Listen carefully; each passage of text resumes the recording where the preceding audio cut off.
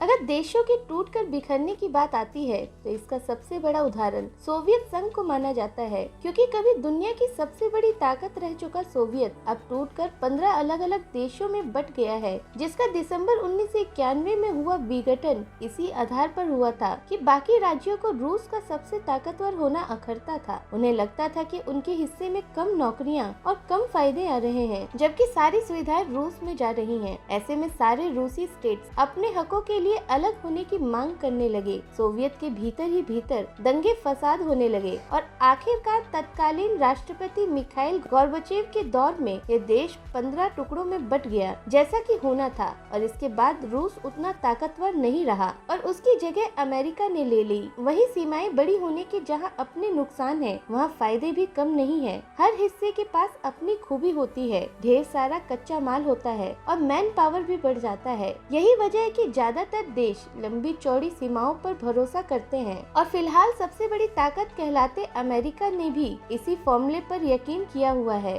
और जब 15वीं सदी में क्रिस्टोफर कोलंबस ने इस देश की खोज की थी तो ये देश भी गरीबी और भूखमरी से जूझ रहा था, जिसने बाहरी दुनिया के संपर्क में आने के साथ साथ धीरे धीरे खुद को बढ़ाना शुरू कर दिया। वही मौजूदा अमेरिका में 50 राज्य हैं। सभी राज्य एक से बढ़कर एक ताकतवर है। कोई तकनीक में आगे है तो कोई एजुकेशन में। ऊपर से देखने में तो लगता है कि वहाँ हर कोई बराबर है और सबको समान हक मिलता है, लेकिन ऐसा नहीं है। अमेरिका में खासकर नस्ल भेद खूब बढ़ा चढ़ा है। आए दिन वहाँ से अफ्रीकी अमेरिकी मूल के लोगों पर हिंसा की खबरें आती रहती है और ऐसे में ब्लैक लाइव मैटर्स के सपोर्टर बहुत बार अलग होने की मांग करते रहे हैं। जहां 60 के दशक में इस मांग ने जोर पकड़ा और जहां जहां अफ्रीकी मूल के लोगों की आबादी घनी थी, वहां अलग राज्य या फिर अलग देश बनाने की डिमांड होने लगी। लेकिन अब यहाँ सवाल ये भी आता है कि आखिर अमेरिका में अफ्रीकी देशों से लोग कैसे और क्यों आए? तो इसकी जड़ ब्रिटेन है, जिसने लंबे समय तक अमेरिका को गुलाम बना रखा था।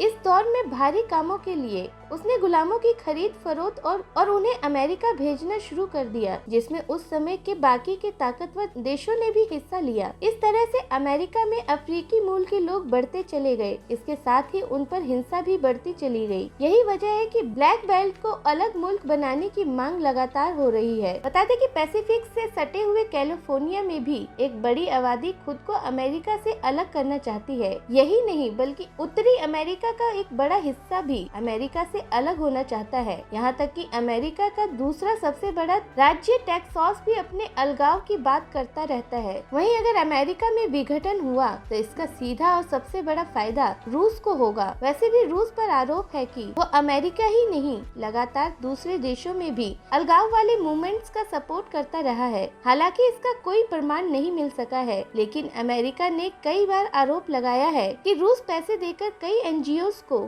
भड़काता रहा है ताकि वो अमेरिका को बांट दे।